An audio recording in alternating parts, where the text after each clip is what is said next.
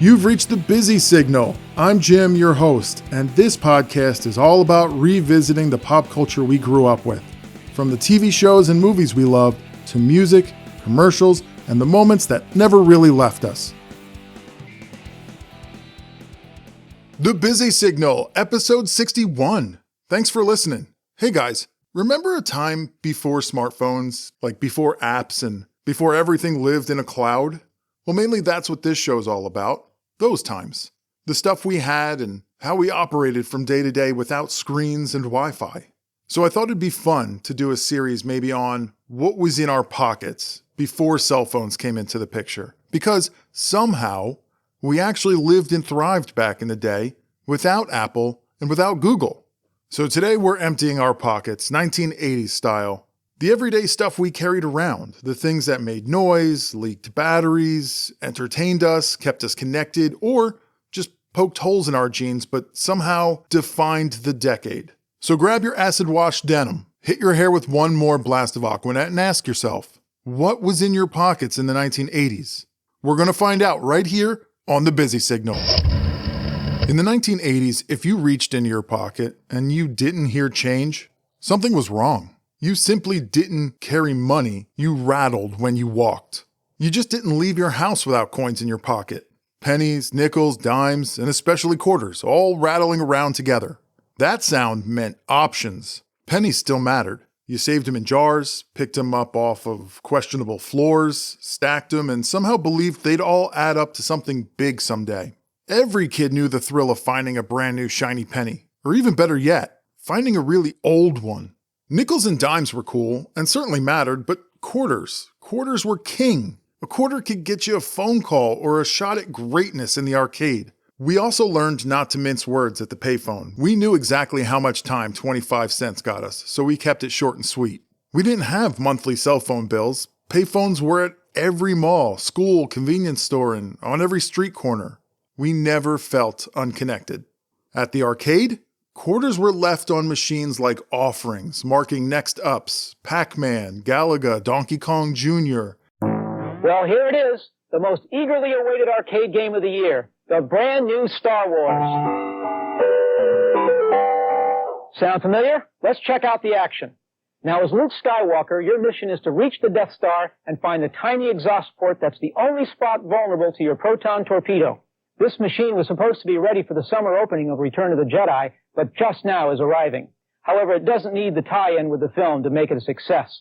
And like the Force, this Star Wars game will be with you always.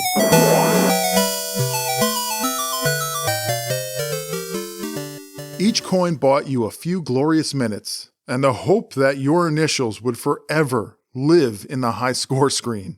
In the 80s, coins weren't just money. They were freedom, noise, and possibility, communication, competition, and maybe even a candy bar on the way home.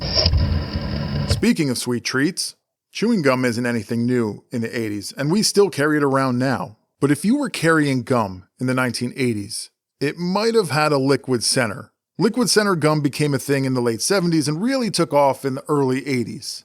And Freshen Up had that liquid center. You'd confidently chew for a second or so and pop.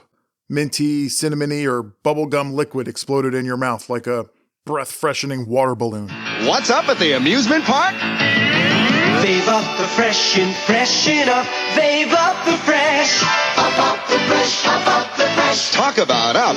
Talk about flavor waves for big refreshing flavor through the gum. Thumbs up. Liquid center, too. It's really refreshing.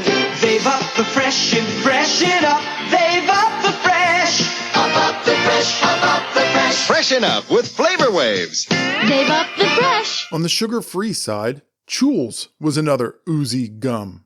Chewels gained popularity through strategic and fun marketing because they were one of the very first ads that aired during the first half hour of MTV's premiere. Like literally seconds before the 31-minute mark. Why did Pat the parachutist stop chewing Carefree and start chewing new and improved Chewels sugarless gum? Chewels taste better. Why did the Duchess of Twiddle stop and start chewing Chewels? Chewels taste better.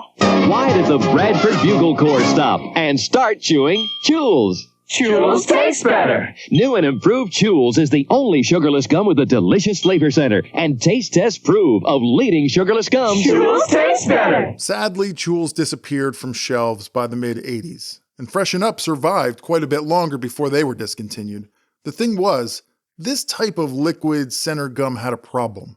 If the shell cracked in your pocket instead of your mouth, that little square of gum turned into a sticky, minty-scented crime scene.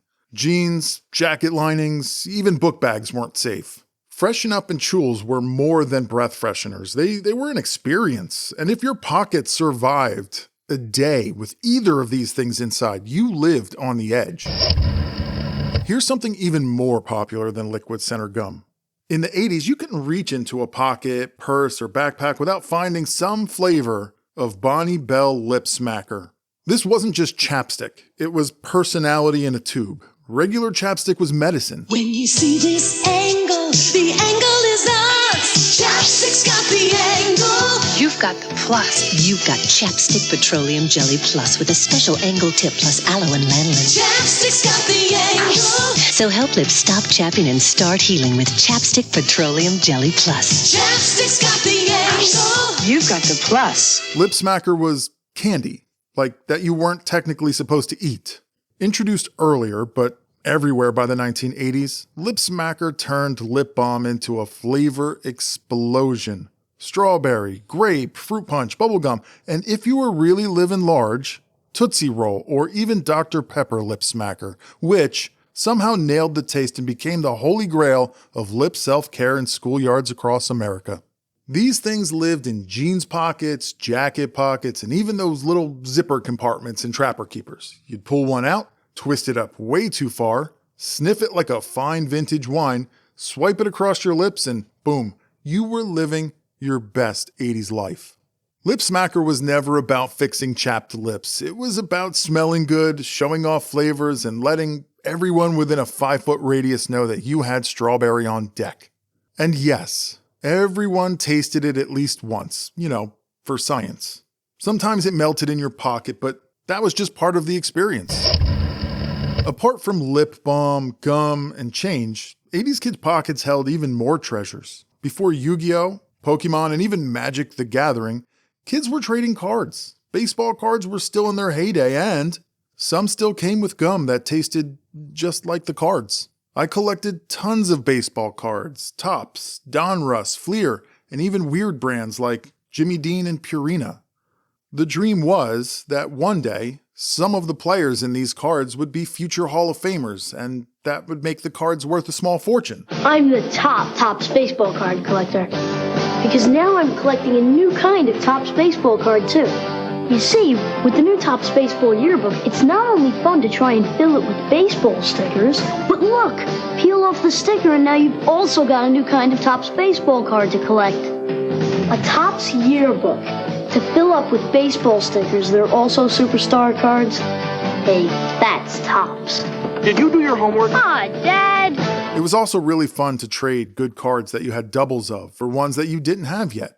I loved baseball cards. Did you guys collect baseball cards back in the day? I still have all of mine. Maybe I'll throw them up on the show's Instagram, @BusySignalCast. Let me know if that's something you want to see. Baseball cards weren't the only trading cards available for kids in the 1980s. Garbage pail kids. These cards weren't about value or condition.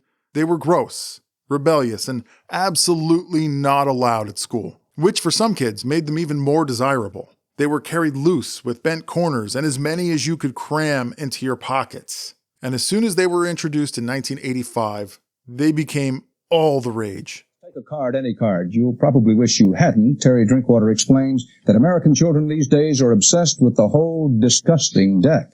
The wonderful folks who brought us baseball cards, tributes to the excellence of genuine heroes, the idols of generations of young Americans, now bring us Acne Amy, Tommy Gunn, Bad Breath Seth, and the rest of what are called the Garbage Pail Kids. Among the preteen set, they are really hot. I like 2 Garbage Pail Kids. The manufacturer won't release sales figures, but so many youngsters have become so obsessed that the cards have been banned by some school principals, from the West Coast to the East. Simply said, if you have them, fine, keep them home. Monday morning, I don't want to see them in school. You can't even play with them at recess time. What are you supposed to do, just sit there? I mean, I've talked about how the 1980s has a certain layer of ick on it. It's part of what makes the 80s, and Garbage Pail Kids is the physical embodiment of that ick. The characters on these cards are clearly a parody of Cabbage Patch Kids, as is the name, duh, but there's tons of more things parodied in the cards themselves. Cards like Rubin Cube and Mad Donna. But the heart of Garbage Pail Kids was the gross out factor, with disgusting characters like Heavin' Steven, Fat Matt, Sicky Vicky, Slobby Robbie, and Potty Scotty. Kids treated these cards like currency, no matter the condition, pure shock value in cardboard form. Baseball cards were all about the future, collecting, hoping, investing. Garbage Pail Kids were about right now, laughs, gross outs, and getting them confiscated by teachers. Either way, there's no denying that pockets in the 1980s were just filled with fun. Years before Game Boy, and even Tiger handhelds, there was Nintendo Game & Watch. Released in 1980, Game & Watch units were slim, lightweight, and just small enough to disappear into a jacket pocket, backpack, or the back pocket of your jeans, if you were careful. Each one played a single game, no cartridges, no discs. If you had Donkey Kong, that was what it was, and you loved it. They were powered by tiny watch batteries that had simple black and white LCD screens, and featured that unmistakable beep beep electronic sound that every 80s kid can still hear in their head. Some even opened like tiny clamshells with 2 screens, obviously ancestors of the Nintendo DS, and most of them also doubled as a watch and alarm, because Nintendo knew the value of pocket space in the 1980s, so they really wanted this thing to earn its place in your pockets. Adventure is on the horizon. Stanley's going buggy. Mario Brothers have their hands full, and Donkey Kong's going ape. It's rough seas for Popeye, and Snoopy's got to get on the ball. But you can help. You got Nintendo Game & Watch. That's pocket power. Widescreen or multi-screen games you can play indoors or out. They tell you the score and even the time. They're pocket power. They're Game & Watch. 14 in all, only from Nintendo. Kids brought them to school and backpacks, on road trips, anywhere and everywhere. For Nintendo, this wasn't just about pocket gaming. It was their first portable addiction and blueprint for every handheld game that came after. Forget phones, streaming, and Bluetooth. In the 1980s, AM/FM was the connection. Radio was still king. You had classic transistor radios, just small enough for most pockets, that could run on AA batteries with tiny dials that you nudged just right to catch the game. Baseball, football, or even late night talk radio. It crackled and buzzed, but somehow it was perfect. Then there was the fact, and we've talked about this before, tech was starting to get smaller in the 80s. Radio wasn't, an app yet. In the 80s, radio was a feature. Manufacturers crammed it into everything because 1, why not? And 2, being connected to music, news, or the game felt almost magical. But like I said, tons of gadgets had radios in the 80s for no reason other than they could. Alarm clocks, calculators, yes, Panasonic made a calculator with a radio, pens with radios, sunglasses, flashlights, pocket TVs, cassette players, all had radios. Some make more sense than others, by the way. But the crown jewel of the 80s nonsensical let's cram radios into anything technology was chronoform watches.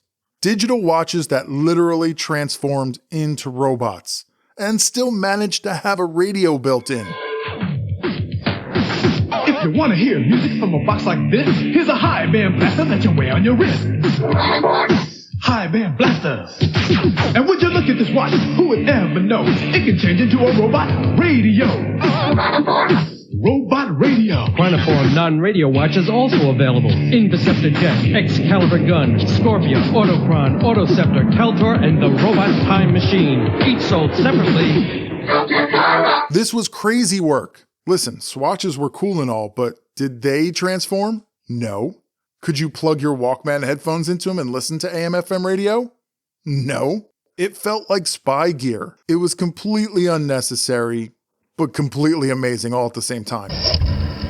You know, in the 1980s, our pockets told a story. They held our change, our notes, cards, and radios. Shout out to paper and pencils. Yeah, we still carried those in our pockets. Little pieces of everyday life that felt so small at the time, but meant everything in the moment. They were stuffed with memories at the time we didn't even realize we were making. Standing in line, riding in the back seat, killing time after school, all with something in our pockets to keep us entertained, connected, or just simply something to hold on to. And that's really what this show's all about, remembering those little things that somehow became big memories. And if you're looking for more memories to unlock or relive, follow us on Instagram at BusySignalCast. Tap that follow button and never miss your daily shot of nostalgia. I'll be posting all of the commercials from this episode, plus you'll find tons of extra content. I run holiday themes and weekly themes. It's basically a history through commercials. And if you've got a second, subscribe to the Busy Signal everywhere podcasts are streamed. New episodes will be delivered directly to the device in your pocket. If you've got one more second, leave a 5-star rating and a positive review. It really helps more nostalgia lovers find the show. Well, that does it for this one. We carried a lot of things in our pockets back in the day, and none of it needed to be updated. And we did it without cargo shorts. But that's another episode. Thanks for hanging out. Catch you later. Once again, I'd like to say thanks for listening. Keep the nostalgia alive. Share episodes, revisit favorite ones, and dive into past episodes whenever you need a little escape back in time. Don't forget to have more fun on Busy Signal Cast on Instagram. You'll find loads of cool stuff from back in the day, plus episode-related content. Also, don't be shy, say hi. Until next time, remember to reach out and touch the past.